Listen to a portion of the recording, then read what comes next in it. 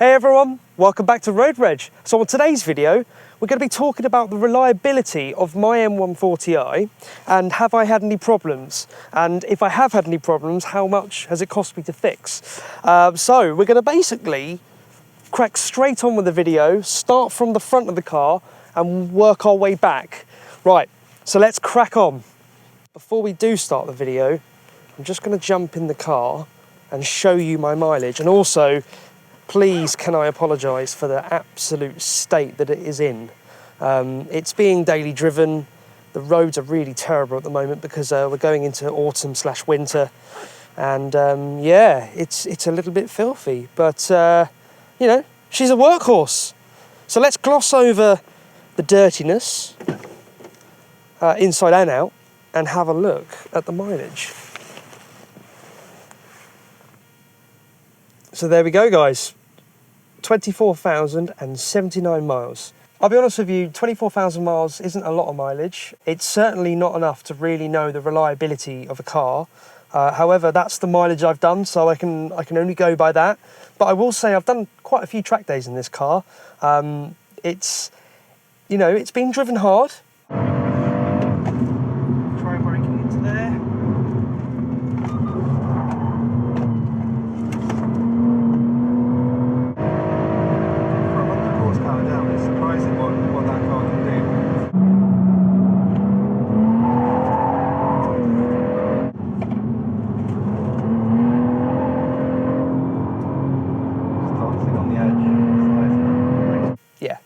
I just enjoy the car and enjoy that lovely B58 engine. It's just, it's great. Such a good engine. So yeah, as well as that, I do make sure I service it obsessively actually. I like to change the oil every 6,000 miles or 3,000 miles if I'm doing a track day. So yeah, let's open up the engine and then we'll crack on. Before we open the bonnet, I'm going to talk about the paint on the front bumper. Now, when I got this car, it only had about 15 miles on the clock. But after 2 weeks of driving, I noticed stone chips everywhere.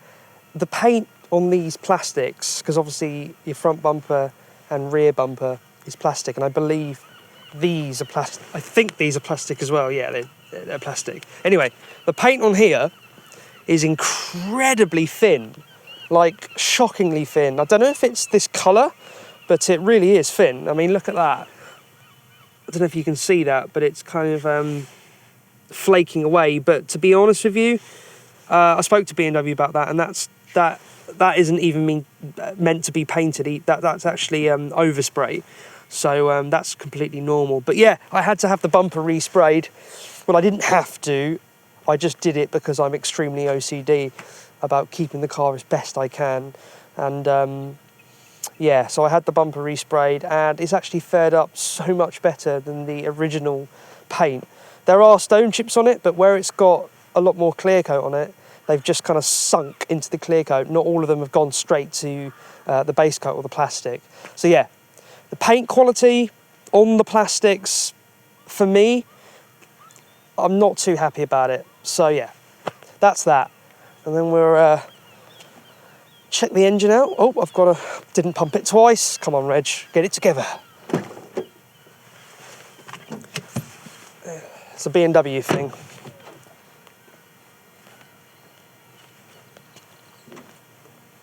And there it is, the mighty B58, an engine we all know and love.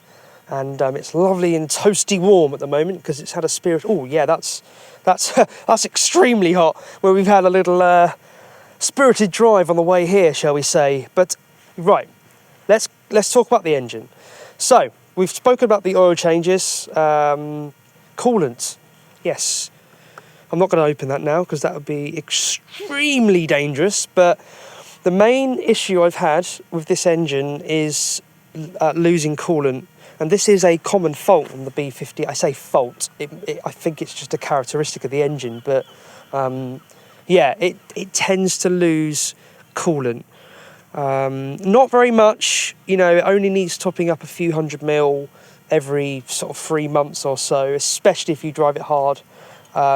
It's no biggie for me, but you know, for someone who buys this car and doesn't know about that fault, they're probably not going to know until there's a warning on the dash. And I personally wouldn't want that warning to come on. It wouldn't make me feel comfortable about the engine. I mean, you know how OCD I am about this car. So yeah, the coolant loss, that's the only real thing that I've had to have the bonnet open for. Oh, and topping up the washer fluid. Other than that, this engine, for me, has been absolutely perfect, and I'm pretty sure it will continue to do so for a very long time.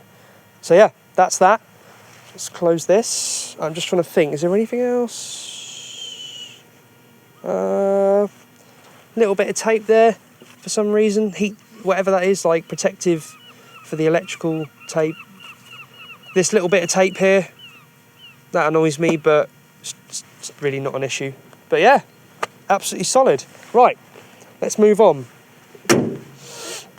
Okay, brakes.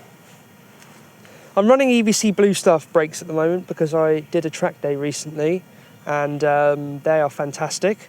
But when I was running the stock pads, had no issues with them. On track, they do fade, and the pedal goes extremely long. But yeah, I mean, you really do have to be going some for that to happen. The discs, I mean, obviously, you know the mileage.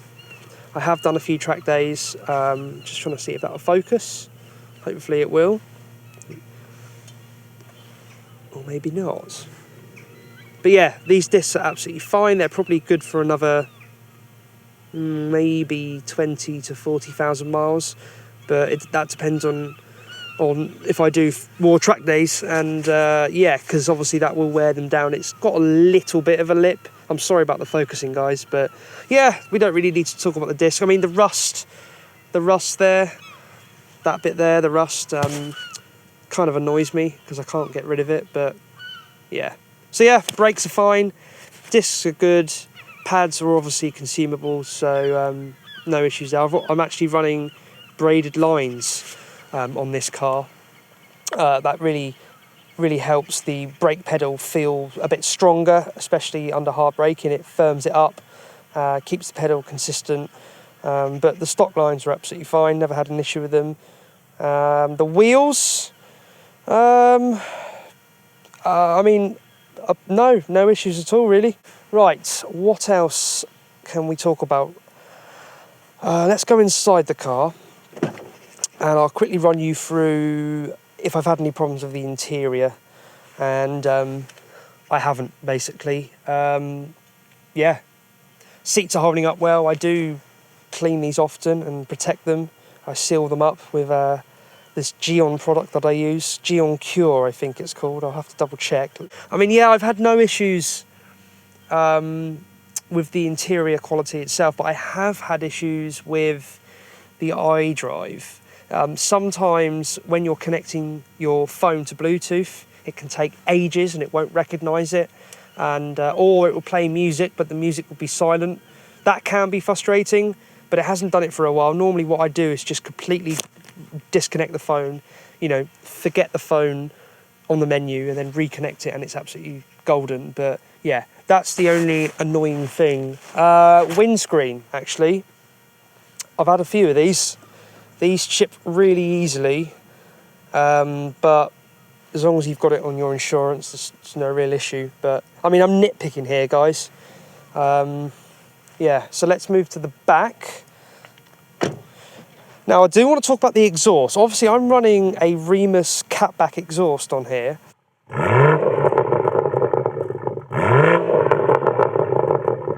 This exhaust actually uses the stock BMW valve.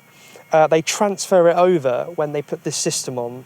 So it's using the BMW valve, and I have had some weird issues with it. Basically, it was just at slow speeds, it was squeaking, like making this like squeaking noise. But I took it to my mechanic, and after he changed my oil, we sprayed some sort of WD-40 on there onto the spring, and it seems to be fine now.